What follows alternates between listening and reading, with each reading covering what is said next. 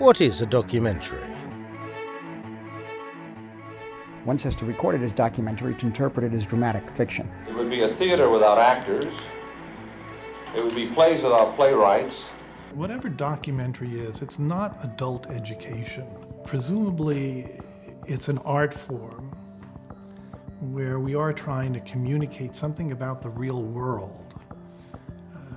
There's a journalistic component, but it's properly considered, to me, journalism plus something more than journalism. What is the something more that Morris is talking about, and where do we find it? Can it be found in the process? There are two different processes for creating a documentary. There is direct cinema like this. A fly-on-the-wall approach, simply observing. And there is Cinéma Vérité, which looks like this. The fly-in-the-soup approach when the director is present and acknowledges their influence in the capturing of reality. Seulement, je ne sais pas si nous arriverons à enregistrer une conversation aussi normale qu'elle le serait s'il n'y avait pas de caméra. Documentarian Joshua Oppenheimer explores the ontology of the documentary form in his film, The Act of Killing. The film follows this man, Anwar, a grandfather, a national celebrity, and a former executioner in the Indonesian genocide, which resulted in up to 1 million deaths.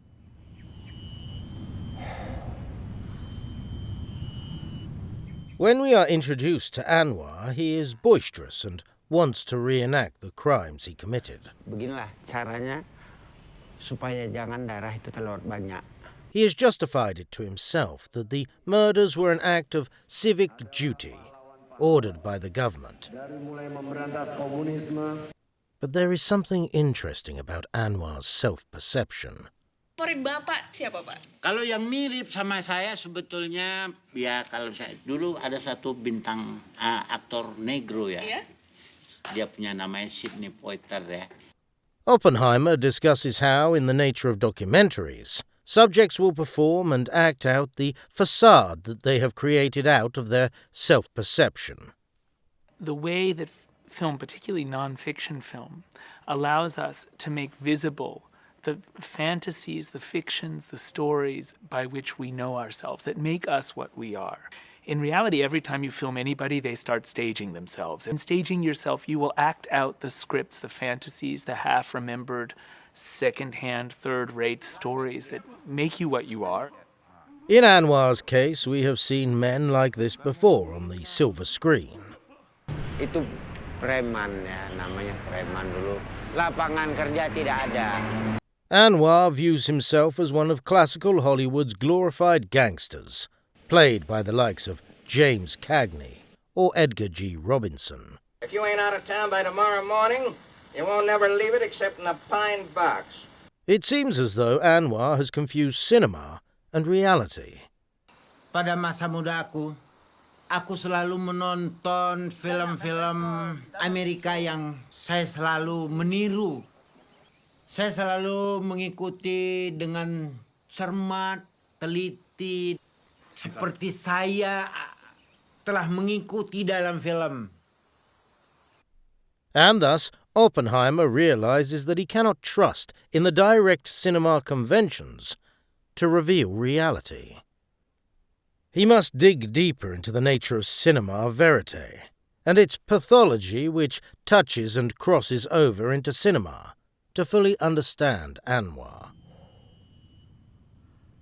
Oppenheimer then immerses Anwar into the world of cinema.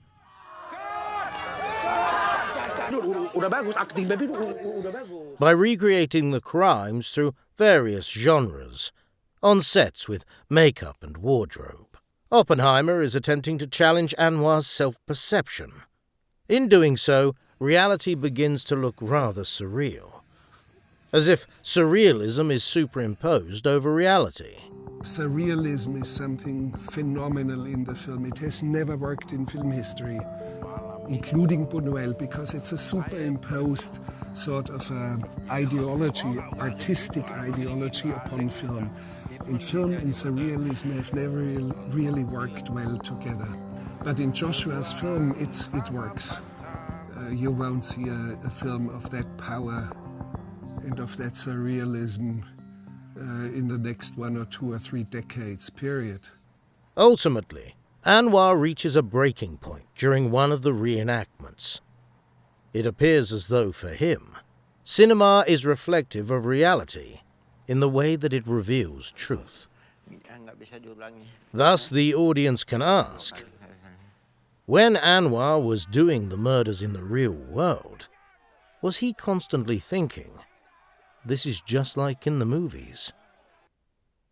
Oppenheimer then lets him watch the reenactments, and Anwar can't stand to watch the staged brutality. As if through a screen it is more barbaric than the real thing he saw through his own eyes. Anwar does not like seeing himself in cinema, as it has become too real to him. Apakah orang yang kusiksa dulu itu rasanya seperti aku begini? Mereka yang disiksa, karena jelas ya, di sini ini marwah habis, harga diri kehabisan. Therefore, cinema can be something indexical to our emotions, a signifier to our way of understanding ourselves and the world around us. Jelas, apa yang dirasakan orang yang disiksa Bang Noir jauh lebih buruk dari ini, karena Bang Noir tahu ini hanya film. Mereka tahu bahwa mereka akan dibunuh. Tapi saya merasakan, ya, benar-benar saya rasakan. Atau saya mungkin, saya itu apa dosa sama saya?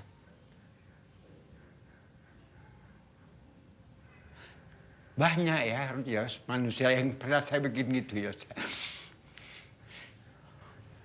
Apakah ini kembali dia kepada saya? Thus we may understand cinema better than we do reality. Oppenheimer is interested in breaking down the facades that the documentary process creates by using cinema as a therapeutic tool to reach the man behind the character and the real world behind the stories. Thus, the Cinéma Vérité process may be the closest way to perceiving reality, as it allows us to realize that documentary does not reveal reality.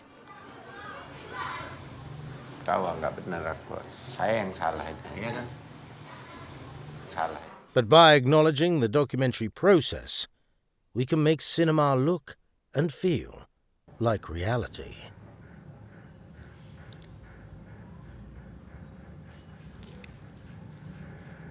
And I'm left with this strange question. It's a really deep question for me. Is it performance or is it real? What does it actually mean about him or about us and about our own connection with the past? It's very powerful.